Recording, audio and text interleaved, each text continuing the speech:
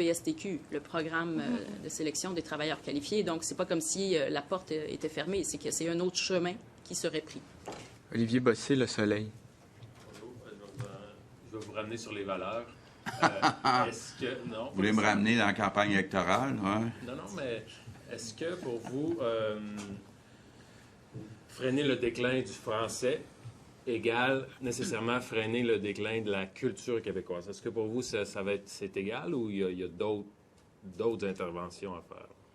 Bien, la culture, c'est plus que la langue, là. Mais aujourd'hui, on vous parle de la langue, puis c'est au cœur de ce que c'est la nation québécoise.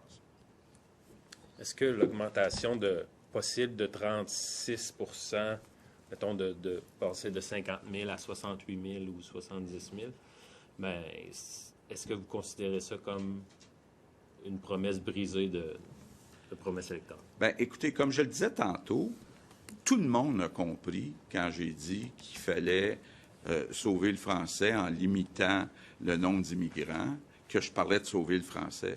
Si on dit on est prêt ou on a un scénario pour aller à plus que 50 000, mais en ajoutant seulement des gens qui parlent français, bien, dans le fond, on atteint l'objectif que je visais, là. Je me permets une petite question, oui. M. Legault. Vous, avec les mesures que vous annoncez aujourd'hui, croyez-vous que vous êtes en mesure de freiner la louisianisation du Québec? Bon. Moi, je vous dirais là, que, comme le disait Christine, c'est un bouquet de mesures qui va nous permettre de renverser la tendance. Plus de cours de français, création de francisation Québec, la loi 96, l'immigration permanente, éventuellement des gestes concernant l'immigration temporaire, éventuellement des gestes que Jean-François va annoncer en éducation, en enseignement supérieur, en culture, parce que très important, là, même pour les jeunes Québécois francophones actuels, d'avoir une disponibilité de produits culturels en français au Québec disponible. Très, très, très important, parce qu'on le sait, beaucoup de jeunes qui consomment de la culture en anglais. Madame Fréchette, vous voulez réduire les délais dans l'acceptation des CSQ, le traitement des CSQ. Comment vous allez faire? Parce que jusqu'à maintenant, c'est difficile de réduire ces délais. Bien, c'est sûr que c'est en collaboration avec le fédéral, hein, cet engagement-là qu'on a. Donc, nous, on s'engage en fait à ce que les CSQ soient délivrés là, pour les travailleurs qualifiés en une période de 6 mois. Actuellement, notre moyenne est de 50 jours. Donc, déjà, on est, je dirais, au fil d'arrivée. On va maintenir ça, puis si on peut améliorer notre score, on va le faire. Du côté fédéral, bien sûr, il va falloir qu'ils entrent dans la danse. Donc, on va continuer à mettre de la pression sur le fédéral pour qu'il y ait une immense amélioration là, du côté des délais d'attente à IRCC. Là. OK. Une petite dernière question pour Alexandre Duval, Radio-Canada. La portion du français, je la comprends. Ce sur quoi je m'interroge, c'est plus sur la capacité d'accueil, sur laquelle vous nous avez dit à répétition qu'elle était atteinte au Québec. Qu'est-ce qui fait en sorte qu'en vertu du scénario à 60 000 et plus, finalement, on s'aperçoit que la capacité n'était peut-être pas atteinte ou ne l'est peut-être pas? D'abord, il y a une partie des immigrants dont on parle qui sont déjà sur le territoire québécois. Deuxièmement, on parle d'un plan sur 4 ans, jusqu'en 2027, là. Puis France-Hélène a un mandat de faire exploser le nombre de logements et de résidences au Québec. Donc, il y a aussi là, le fait que ça se passe sur un certain nombre d'années. Mais c'était déjà le cas au moment où on avait ces discussions-là l'année dernière, où on savait que beaucoup de ces personnes-là, travailleurs, étudiants, étaient déjà sur le territoire du Québec. Donc, qu'est-ce qui vous a fait changer d'idée sur le fait que la capacité d'accueil, finalement, est plus grande que 50 000? Bien, il y a toute la question là, de la connaissance du français.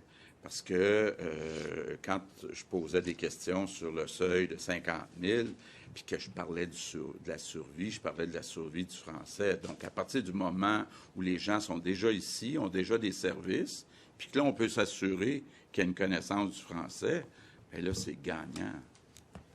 On va passer en anglais. Philippe Autier de Gazette. Good afternoon. Good afternoon. Question for Madame Frechette. If I understand you right, with the PEC program, only students will be allowed, they'll only be allowed to go to Francophone universities and cégeps. And everyone knows the PEC program is used to facilitate immigration into Quebec. Is the net result of what you're doing going to amount to, it's easier to immigrate to Quebec for a student if they go to a Francophone cégep or university than an English one? Is that the net result of your plan? Thank you. Just to be more precise, it is the language in which the program will be given that will be of importance for us. Is it an Anglophone or a Francophone university, but rather is the program the person has studied in was given in French or another language, I suppose, English. So, for example, in McGill, you can find a program for a physician that is given in French in Gatineau. So people who will be having a diploma from there will be able to be a candidate for the PAC diplômé. Okay, thanks for clearing that up. And Premier, during the election campaign, you said that going above 50,000 immigrants a year in Quebec would be suicidal. How is it no longer suicidal now to go to 60,000? Because I thought at the time that the federal government wouldn't permit us to increase only the percentage of economic immigrants. And so far, with the discussion we had with the federal government, they are more than open to accept that. So it's changing completely the picture. And you have the power to impose level 7 French on immigrants applying to come to Quebec. Quebec has the power to do that already? Yeah, of course. We have it already for the PEC diploma. Therefore, we will extend that power to other type of programs, but it is a requirement that we are able to implement if we want to. Yeah. Mélissa François, CBC. Can you elaborate on why is it important for you, for your government, to increase those French requirements? Because unfortunately, since many years now, we see year after year the percentage of Francophones in Quebec decreasing. In fact, on the island of Montreal, we're now at 48% of Francophones at home. So I think if we want to make sure long-term that we still speak French in Quebec, it's important that we stop this decrease and start seeing an increase in the percentage of Francophones. You presented 2 scenarios today. Do you have a favorite one, a preferred one? Or? No, I want to first hear about the experts and see what these experts, what they think about the 2 scenarios. We can see that with the scenario where we increase the number, it looks like we can increase in total the percentage of people speaking French to 75% instead of 70%.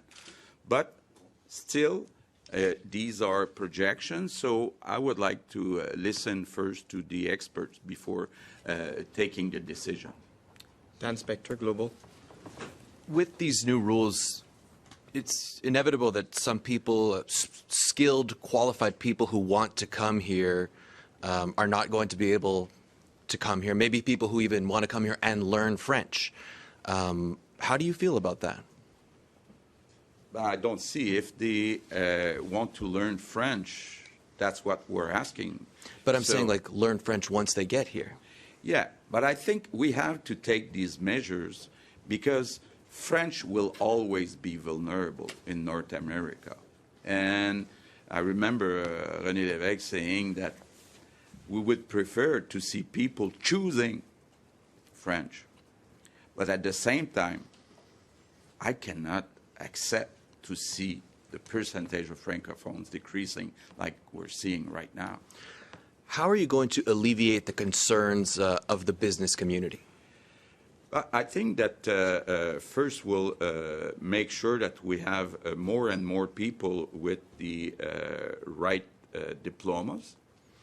And second, I think that even to work, it's important that people, that they know French in Quebec in order to speak with the other workers. Matt Grillo, CTV. Good afternoon. Mr. Legault, I'm just wondering, it sounds as though you have certain concerns about people's good faith in learning French once they get here. Why is that? But it's a question of facts. When we look since last 10, 15, 20 years, we see that the percentage of people speaking French is decreasing. So we have to do something. And I think it's important that we request that they speak French before being accepted. So if somebody comes from another province, studies in medicine at McGill, speaks some French or is willing to learn some French, but maybe is not fully fluent, they shouldn't be fast-tracked through PEC?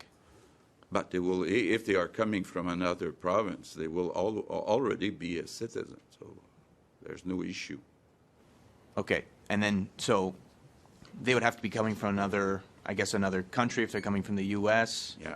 Okay, It's so different if they come from Ontario or if they come from New York. Yeah, of course. okay, but we wouldn't want to fast-track them to help out the healthcare system?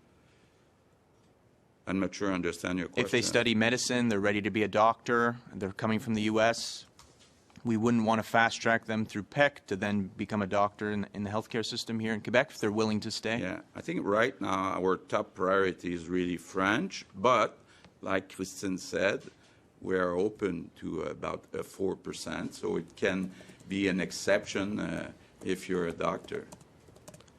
Merci, ceci met fin à cette conférence de Merci presse. tout le monde. Bonne fin de journée, bonne fin de semaine.